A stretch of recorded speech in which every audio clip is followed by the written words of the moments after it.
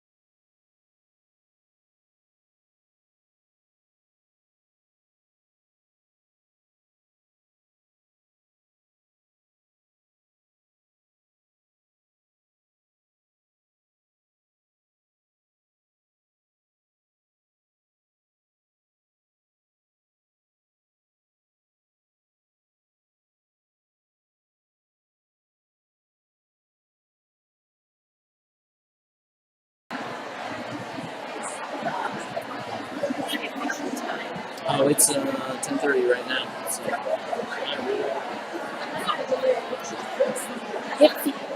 If you would, please make your way back to your tables. Come on in.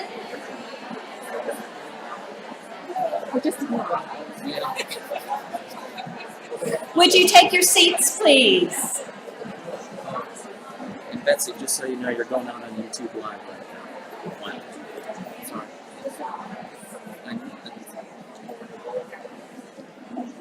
Sorry, I didn't. Thank you. Welcome back in, everyone.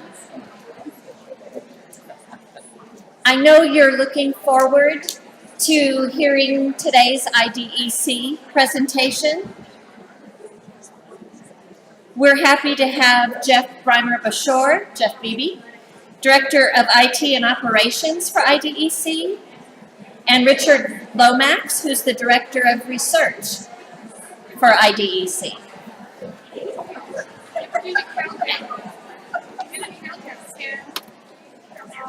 10, 9, 8, 7, 6,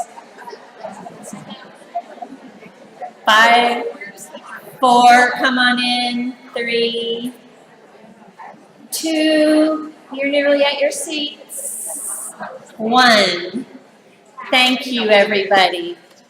Our next session is the annual IDEC report. Pleased to present for you Jeff Brymer-Bashore and Richard Lomax from IDEC. Help me welcome them.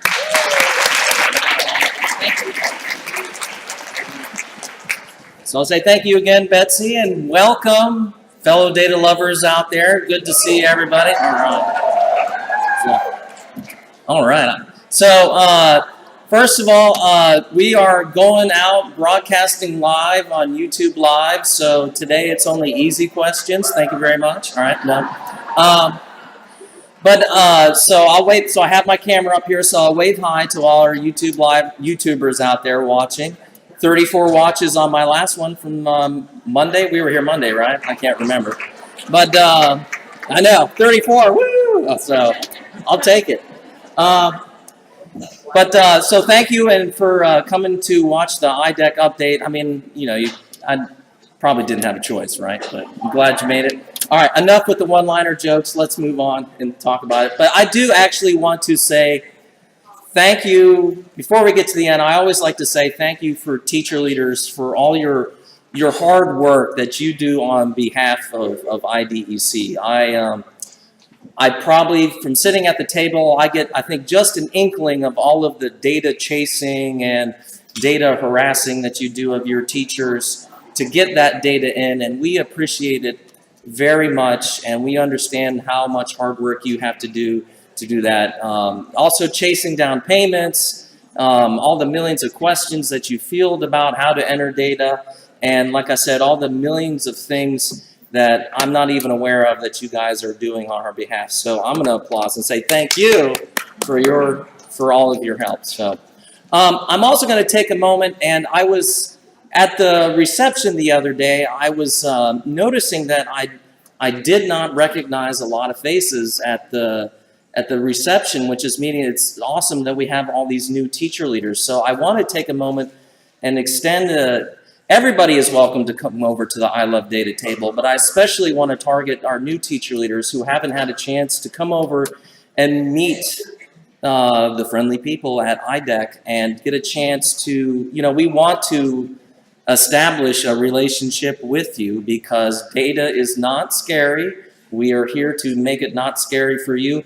And even if you are not scared by data and you are very comfortable with it, we still want to work with you because, as I tell people sometimes, I understand that you can make the charts and graphs, but sometimes you just don't have the time to do it. So let us help you save some of that time, and we can work with you in making charts and graphs or whatever, or working with many different teacher leaders. We have ideas of what other people are doing with their data and can show you examples and everything and save you some hard work of reinventing the wheel.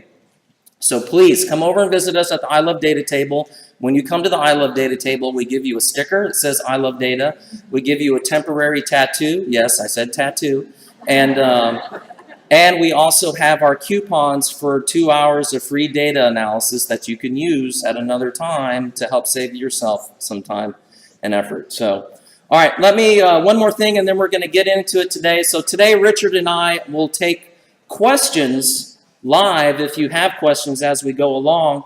On your phones, if you want, you can go to this website up here, this slido.com, and it has a little, input that number in there, and it will take you to the page where you can just type in questions anonymously, so you can ask all sorts of questions. Well, all right, no, you can't ask all sorts of questions, but data-related questions or questions about the slides.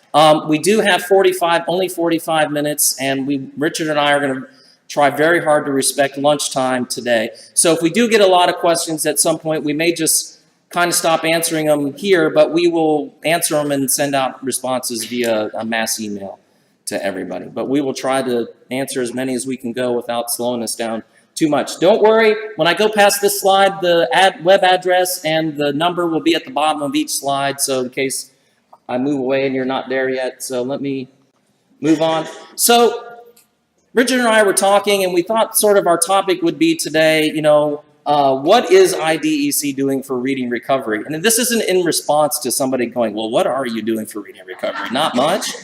No. Is that, I sent some emails out to a few teacher leaders like, geez, what do you want me to talk about this year? And there was sort of the overwhelming response is like, what are you doing for other teacher leaders? So we're going to talk about, I'm going to talk about I Love Data Fridays very briefly.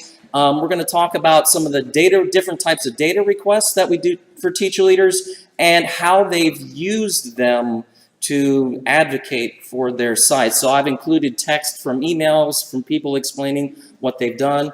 I'll stop here. We also do webinars, another thing that we do. A new thing we tried this year. Every time, last few years, we scheduled webinars on certain days, and then only 1 or 2 people signed up, and that's okay. That worked well.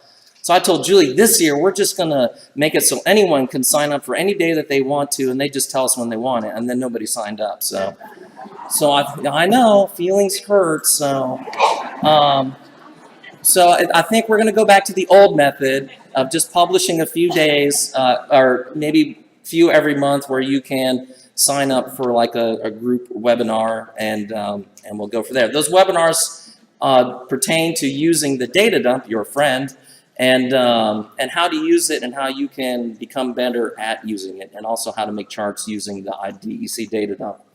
Richard's going to spend some time talking about the research that surrounds reading recovery, some research that is being done internally, and others we're going to be talking about some of the papers that have been recently published from Emily Rogers and Jerry D'Agostino, and what they mean to you. What are these papers actually saying? Because sometimes they get into some really deep technical statistical stuff, but they actually have some real world meanings and some usefulness for you. All right, so let me get into it. Let me specifically talk about if you've been living under a stone or you're a new teacher leader and you haven't heard about I Love Data Fridays, we have been doing a monthly podcast that's called I Love Data Fridays. And so we invite teacher leaders every month to submit questions to our help desk, questions about anything about data. We try to limit it. We're not going to compare school districts to school districts over a YouTube video. But you want national trends, or you just want us to mine into something and look and explore for you a little bit, we will do that. And we publish that up on our YouTube channel.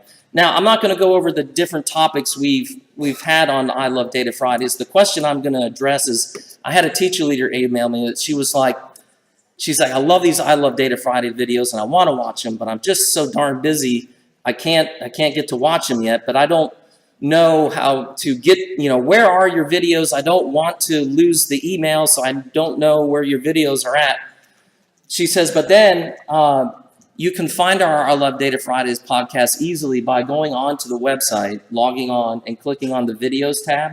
And what that does is it takes you to right to our YouTube page, which is where all of our I Love Data Friday videos are. So you don't have to keep track of them with your email inbox or anything. Just, you can see that there's a new video, you can delete the email, keep it empty and or less cluttered, and then just know that you can click on that videos link and it'll take you right to our YouTube page with all of our I Love Data Fridays podcasts. We try to make them fun and exciting. We try to sometimes include interviews with people, and even once we did like a silly game of trying to predict, could we predict whether a child was going to be discontinued by looking at their fall scores. I am apparently about the same skill as a school administrator when it comes to predicting, so. Yeah, well, it can beat me, trust me. I know, we proved that, hands down. So, all right, let me move into my next topic, talking about some of the data requests that we've been doing for teacher leaders. And I've tried to kind of put these into scenarios that you might be encountering. So the first scenario I want to talk about that we do get a fair number of requests every year is the scenario where you have like a school that has a low discontinuing rate, but you know these teachers are like working miracles with students because the students are just coming in so low. But a principal or a superintendent, all they want to see is the discontinuing rate. And you feel like it doesn't give credit to the hard work. I see our first question. Somebody wants to know where I get my stupid fancy purple shirts from. I said serious questions, folks. Serious questions. Kohl's. I get them from Kohl's. All right.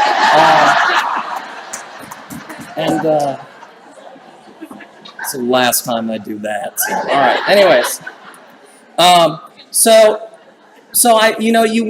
you wanna give your teachers credit, and I think just relying solely on the discontinuing rate is the worst thing to do to define what is a successful implementation. So one thing that we've done over and over again for a few teacher leaders is to show the growth of children on the OS total score, and I'm going to go over the chart with you here. And basically what we're showing is for each bar is showing the growth from children from the start of the school year to the top to the end of the school year. All right, so that is their growth over the entire school year. And in this example, we're looking at a couple different student populations. Starting on the left-hand side, we have the first round discontinued students for this specific school district as an example. We have then the next one to the left, we have the first round recommended students, then the second round discontinued students, and then I added in the average reading recovery child in the United States. Just what do reading recovery children look like in the US? And then finally, the average first grader, that's our national random sample. So what does that look like? And so above each bar, then I put the amount of growth that each of those populations have made compared to the average first grader. So for example, the bar on the far left-hand side, the first round discontinued children, the teachers at that school fostered 1.6 years worth of growth out of those children as compared to the average first grader. If you look at the second bar from the right, the average reading recovery child in the US, you can see that their reading recovery children are starting much lower than what you see in the United States. So I think this is a wonderful example of showing, how is this not successful is my question. How is this not showing the hard work that teachers are doing? They just have to start so the students are just starting so far in the hole that, you would need extra miracles to get them to really, they're almost to I don't have a little black line at the top. They are almost to show like they are almost average. I mean, they are almost there. So, well, these are the discontinued children.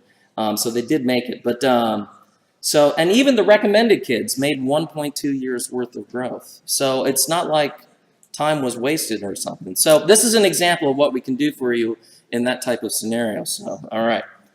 And then, so the next scenario, talking to administrators. I know a lot of you have to go into offices and talk to administrators about what's going on. And so with this next sort of series of examples, it's not so much data requests that we've done for people, but using some of the existing material that's either on an on-demand report or that you get as part of your annual reports. Oh, well, this first one actually is a custom data request. I take that back. I see 2 questions here. I'll get those in a second. And in this example, I had a teacher leader contact me, and she had read the article about the, kindergarten is becoming the new first grade, that, we see this huge trend of kindergartners coming into first grade or being more proficient. And she wanted to see if that held true in her reading recovery, one of her school districts. So we have, in this table, we have the fall scores as each of those columns there, and we're looking at first-round children. And then you have 10 years of data. Pulling 1 year of data versus 10 years of data is about 0.5 seconds extra work, just so you know, all right? So it wasn't a big deal to do that. And so we gave her 10 years of data, and you can clearly see the trend is mirrored in her data as well. And so here is her email. Let me just read it to you. It says, I use the data in conjunction with the article that Jerome and Emily wrote on the 12-year trends with kindergarten instruction. I shared the article at an early literacy meeting with administrators. We read it together and had a fantastic discussion about kindergarten instructions and getting kids in text far earlier than what they typically have been. I also included some of Jan Richardson's kindergarten research. Our district end-of-year goals have been guided reading levels C or D. And so why? If we had them in text, we could get them a whole lot higher by year's end. The big aha for everyone in the group was, oh heavens, we need to teach kindergarten teachers how to teach reading. So a simple data request that didn't even require the full use of a 2-hour coupon, and it was able to have that kind of impact on it. Oh heavens. So I'm not making fun of the teacher leader who sent this in. She's only sending me what the administrator said. So, but that was the impact. So I had a, man, you guys are now just hammering me with questions. All right. Let's see. How do we get a graph like this with the data from our site? So you're talking about, I think we're talking about the bar charts. So you can pull it from your data dump, or if you contact IDEC, once we've done it for one site, it doesn't take us long, like a matter of minutes, to just replicate it for another site. We'd be happy to show you how to do it over at the I Love Data table, but if you just want one, email the help desk and we can put one of those bars for charts together for you. Am I doing okay on time? Okay, all right, you don't know. All right. Okay. All right. So next question, it would be nice to add the growth of kids who begin RR labeled as learning disabled to your growth chart. All right, let me read. All right, it would be nice to add the growth of kids who begin RR labeled as learning disabled. Oh, so you're saying adding learning disabled? Well, come see me at the table about that one. And then I'll send out an email about that. I'm not sure if I get the whole question there. Okay, how did you put the growth into years? So let me go back. So how do we do this year's worth of growth? How do we figure this out? So what you do is you figure out my pointer's not working. So you have to start with your average first grader, and you figure out how tall this bar is. So this is probably about 113. There's probably, I think on average, the average first grader makes about 113 points growth on the OS total score. So you write down 113, and then you figure out how tall these bars are. And then you take how tall this bar is. So if this is like 100, and I can't do 1.6 in my head. I'm horrible at math in my head in front of a crowd. But let's say these children did 200 points of growth. You would take 200 divided by 113, and that would give you the year's growth. If you would prefer to have that write down in an email as a formula, I could do that as well. I'll make a note.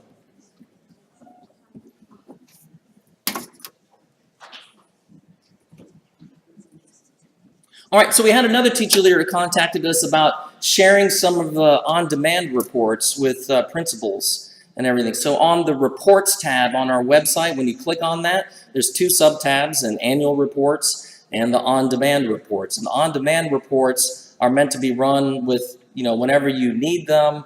They sometimes use current data, and you can go back and populate them with past data. So this teacher says, I love the on-demand reports. I had to leave that sentence in there. I shared the ones for the teachers with them in the fall, and the ones, so we had, and the ones for the school and the teachers with the principals, so they can see how their teachers are doing, as well as their school comparisons to other teachers/schools in the district. The reports are also helpful to see which teacher schools may need additional support. We also decided to move one teacher from reading recovery to the classroom based on her student data. So this teacher leader is talking about on our website, the first one is this teacher data comparison sheet. So on this on-demand report, it's computing, if you go down vertically, it's computing about 12 statistical outcomes. And then the first column where it says personal average, this is the results for that individual teacher. So you can get one report per teacher, or on the website, it's one page per teacher on this report. And then it gets compared when you go one column to the right to the site's average. So you can print this out, give it to your teachers, and let your teachers see this and think about it. And then as the teacher leader says, then she gives these also to the principal for the principal to look at. The other version she was referring to is what's just called the school data comparison sheet. Same design as the teacher data comparison sheet, but it just does school level data and compares it to the school district results. So using those reports and giving them to the various stakeholders. And then there was a sort of an example of using like a combination of data from the on-demand reports and some of our annual reports. So we have another email that says, I met with our superintendent this week and was able to share the data reports you and Richard created for me. The man likes data and he thinks we have good data. So thanks for all, I have to leave this last sentence in here. So thanks for all the hard work you do and all the difference you make with kids. No, thank you. So, and I'll say another area of interest our superintendent is studying superintendent is students living in poverty. Our data shows that we service a great deal of poverty students when our district is known for more affluent families. I recently started reading Eric Jensen's book on poverty, and when you consider the impact poverty has on students we service, we are even more vital to the schools because of the intense intervention we provide our students. In meeting with him, I made the case using the most recent data reports created for me.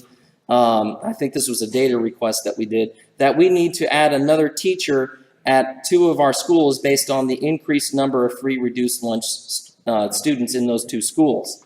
So as an example, we had sent this teacher leader, this is just some data from one of our schools that we sent. We're looking at 5 years of data going down vertically there. And we're just looking at like the number of students needing reading recovery, the number of students who got a full intervention that year, and the number of students that teachers served outside of reading recovery, and then free and reduced lunch. And as you can see with this school, the teachers are indicating, at least with the first year there, 64 children needing reading recovery and only 6 kids got a chance for an intervention. So some good data and ammunition to take with you to show you, maybe we do need to bring in some more teachers in this scenario. But then I got a follow-up to this. I got a follow-up email. It says, just wanted to give you an update. I met with our superintendent this morning, and based on our data that we presented to him, he agreed to add 2 additional reading recovery teachers at 2 schools in the district showing the greatest need. I also used the last 2 years of executive summaries. So those are annual reports that we produce every year, the executive summaries, when you submit your data. From the last 2 years to show him the number of students our teachers teach outside of their reading recovery role, because he kept wanting to say how expensive we were. Because of the many reports, I think he is starting to see that we do service many more students than the 4 students a day, and the money spent on reading recovery is worth it. Thank you so much for all your help and your data work. Couldn't have done it without you. So this is just how, thank you. This is just how a simple I don't, this is not a complex piece of chart or data. It's very simple data to set down in front of somebody, and it took only us about less than an hour to produce this for somebody. So, all right, I'm going to hand it over to Richard here in a second. I got one more question. Let's say, is it possible to run first round data in February if all the teachers have submitted their data in IDEC? And the short answer is yes, we can do that. So if you want to see how things are going with your first round students in February, we can do that. So, all right, ladies and gentlemen, this concludes my part of the presentation, and I'm going to turn it over to our Director of Research, Dr. Richard Lomax, who, by the way, is a Corvette aficionado, just in case you didn't know, and not only owns a Corvette, but judges at Corvette competitions, and can tell you also how they judge their Corvettes. And if you look him up on Skype, it's Dr. Vet. So I don't mean to be giving out your Skype number there, but Vet Doctor. I had it backwards. Sorry, Vet Doctor. And then also on the artistic side, if you were to ask some of his former colleagues at The Ohio State University, he's also a wonderful watercolor painter. So ask him about that as well. So I'm going to turn it on over to Richard Lomax.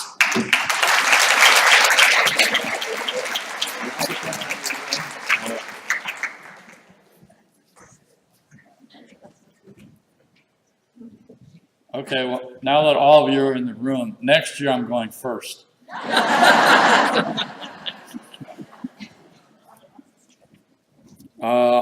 one of the more hardcore quantitative researchers, and so Jeff didn't realize it, but he's just showing my humanity. Which, if you have colleagues like me, is few and far between. Anyway, so what I wanted to do is kind of give you some examples of the kinds of research that we engage in and things that I'm either starting to do or planning to do. And so we have our standard reports. And so the major one is the one that appears in JRR. It just came out, I think, in May. And so this is just an example of one of the figures showing, I'm sure you can see the colors from the back row. But on the left, we have fall OS total scores. And so the bottom 2 points are the first and second round kids. And then over on the right, we have the end of the year data. And so this is on the OS total. So this is just an example of one of the charts that we routinely produce. And so there's similar results for text reading level as well as for the DLL interventions. And so, as we've seen in past years, what tends to happen with our discontinued kids is they start way behind and they catch up to, on all measures, and for some measures even exceed the comparison groups. And so that trend continues as it has in past years. I computed the effect sizes in that paper of all of our measures, looking at the growth from beginning to end of the intervention for the RR kids as compared to the comparison groups. And there's about a 1 standard deviation effect size, which in education is a huge effect size. 0.8 standard deviation is large. This is like extra large. And so that was the case on all of our measures. So that's just one sort of standard report that we do. You saw this a little while ago from Bob Schwartz. This is just an example of a data request, something that someone is interested in. And so we looked at the I3 data and computed school level effect sizes. And so each point on there, if you squint, you might be able to see that there are points. Each point is one school. And so we've got a few schools, as Bob pointed out to the left, that have negative effect sizes, very few. And it quickly gets way above an effect size of 2 to the right for the majority of schools. So that's just an example of a request that, the kind of request that some people might come in with that we could generate a report rather quickly. You might have seen this article in I think it's the most recent RRQ that was published by D'Agostino, Rogers, and Mock. And so the title was Addressing Inadequacies of the OS. And so I wanted to talk a little bit about what this article says and how you might use it in some capacity. And so I'll give you sort of the conclusion first. Overall, this study nicely addresses prior inadequacies that have been pointed out about the OS. And I say that despite the title. I think the title should have been more positive, but it's not my article, and so I didn't write it. It's not my title. But the inadequacies were addressed nicely. And so previous evidence was mostly from Mari's OS textbooks, and then a Denton study in RRQ back in 2006, which was somewhat flawed in that they did not use all of the OS tasks, and the study was based on 2 rather small samples just from Texas. And so these were the inadequacies that had been pointed out previously that the D'Agostino article wanted to address. And so one was floor and ceiling effects on some of the OS tasks, which I'm sure many of you are not surprised about, leading to non-normally distributed scores. And so some statistics assume normality, and so that can be an issue. Secondly, that the level texts were not equally spaced. And then third, that the OS tasks did not all measure the same construct. So those were the inadequacies that had been pointed out before in previous work. And so the point of this new article was to try to address those. And so they used several years of I3 data, which we've heard about. And so these are sort of the major findings from the study. First, that I'm just seeing how many screens are up here. I need to look at. Okay, there's one over here. So if you look at the new, relatively new OS total scaled score, it is relatively normally distributed, which lends itself to just about any statistical technique. And if you look at the text reading levels, they are equally spaced according to that. And so that addresses some of those concerns. They did a couple different procedures looking at whether the 6 OS tasks were measuring the same construct, both Roche and confirmatory factor analysis methods, and they found evidence that they were, indicating that they're all assessing early literacy achievement. So that ran counter to the Denton study, although in the Denton study they didn't even use all 6 tasks. And there's evidence of predictive validity of using the fall OS total score. And so this is probably the more complex part of the paper, although it's quite complex throughout, I think. And so they set up 2 different criteria, and these were their terms. These are not any sort of our official terms that I'm aware of. So there's more severe reading failure in the spring was defined as all of the following 3 things. Below 1.9 grade equivalent on the Slauson, and below average or worse rating by the teacher in literacy, and text reading level below 18. So that was from the spring. And so they're looking at whether the fall OS total could predict that.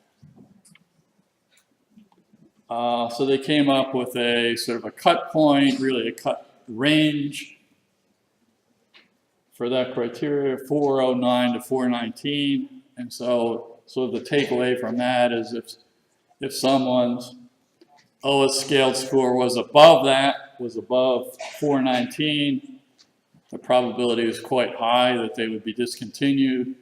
If they were below 409, the probability was quite high that they would not be discontinued. They also had a second criteria, sort of a somewhat lower one. They called it less severe reading failure, and that was 2 of those 3 not so good things. And so the cut score range was a little higher. So if you're above 426, the probability was high that you wouldn't be in that group. Below 420, probability was high that you would. Richard, is this with the random sample or with children who got reading recovery? Well, It was they looked at both.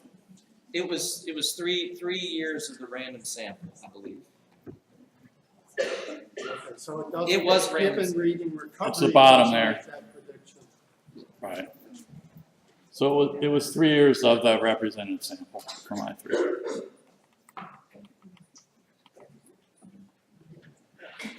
Of course, an issue whenever you put cut scores is then people are going to use them for purposes that they were not intended for. And so the whole last page of the article, or page and a half, are caveats about the use of all this.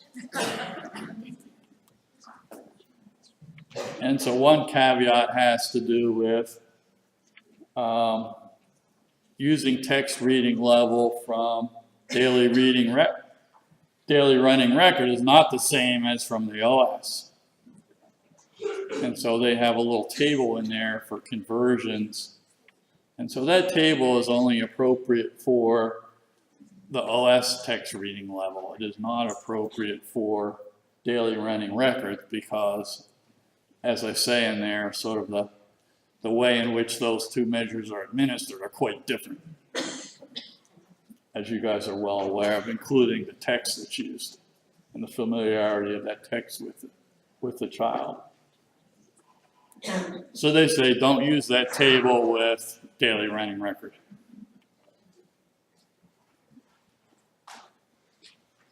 Then they say this study does not recommend one should always compute a total score. I put it in quotes because it's sort of a double negative. So basically they're saying you shouldn't always use the total score to make decisions, because that would run counter to what we've known for the last 30 years about using, the subscale scores. And so that's always a danger in certain fields when there's a total score and people want to use it to make decisions, but we have all this other data, and Jeff will be happy to provide it. And so, really we should be using all the information to make decisions. And I tell this to my assessment teachers all the time, not just one piece of data. I want to briefly talk about some new things. And so over the last few weeks, I've been looking at literacy lessons data. And so I've been focusing in on that little paper on the ELL students. And so there's quite promising results coming out of that you'll see in the next issue of JRR. I'm also planning to replicate to some extent the Tuck and Clay study way back in data from 1988. I think the title was something about the subgroup study, but basically it was kind of a prediction study of tracking children weekly to see what that would tell us. And there's not been any study since then, and that was, of course, based on New Zealand kids. And so I've been talking to some of you this week about, gearing up and planning for that study. So that will be coming along shortly. Let me just stop there. I don't know what time it is because you took the clock, Jeff. We've got 6 minutes left. So do we have some questions? Yeah, a few questions popped in. Okay, fire away. All right.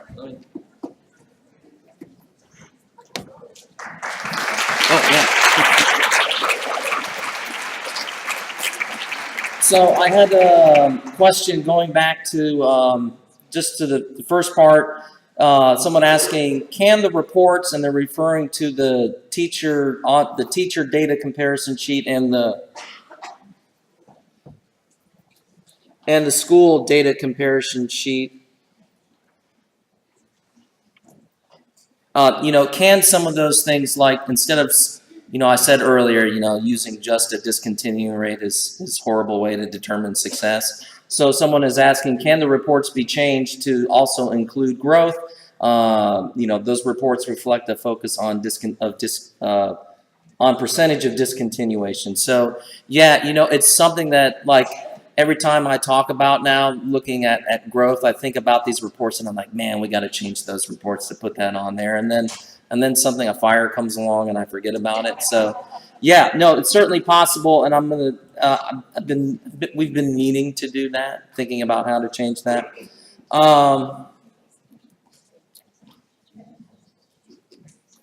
Someone had a question about getting an invoice, a help desk question. So just come on over to the I Love Data table and we'll help with getting an invoice for you and everything. Very practical question. Got to get paid for work. Yeah. Cash, yeah. Credit card, check. Yeah. And then here we go. We're getting into some questions here. I think that there's two questions, but I think they're the same question in one, so I'll try to paraphrase them together. But essentially what people are one person is stating, another person has a question mark at the end of it, is that we are not using the total score for purposes of selection. And I think we're just going to firmly say it's no, because remember, I know you guys already know this, but because when you're assessing a child for reading recovery, there is much more happening than what's being captured in the OS total score and everything. But it is a good tool for talking to administrators, like I said, showing situations where you are maybe having a school starting farther down in a hole than other schools, and it does expose that very, very, very well. Well, it has utility for reporting purposes and for research purposes, but it's not really, what we should be using for diagnostic purposes. Someone also, I think this was a comment, so I don't know if I have an answer for it. It says, appreciate emphasis on growth versus code if D or R, meeting and approaching better terminology. So anyone want to decode that one for me? What's that? Discontinued and recommended. Oh, okay. Getting a different. Okay, thank you. All right. Teamwork in here, folks. Teamwork. So, all right. So, okay. So we appreciate the emphasis on doing growth versus using discontinued and thank you. All right. I appreciate the recognition. All right. Now, someone just said literacy lessons data ? So are we saying, like, we didn't know we were collecting literacy lessons data? Or so some schools are doing literacy lessons data collection, and we are collecting it on the IDEC website. And if you have literacy lessons teachers and they're not putting data on the website, they can put data on the website, and we are starting to Richard is starting to take a dive into that.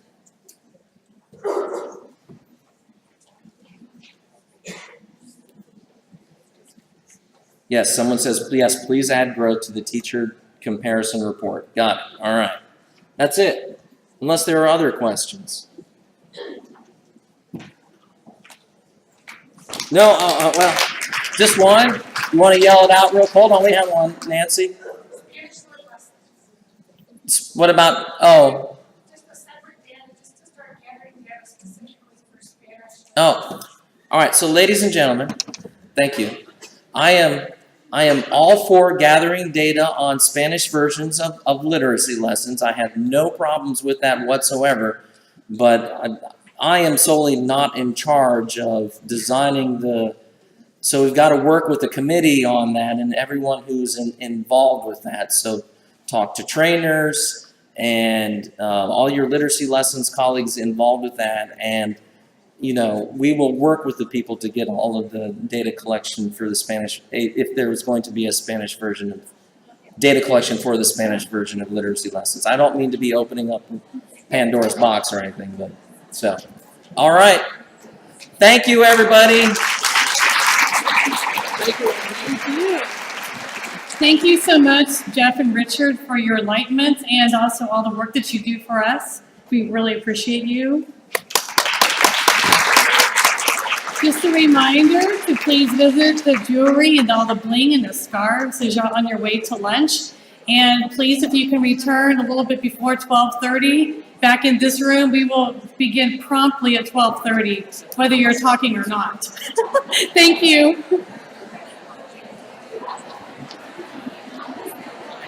So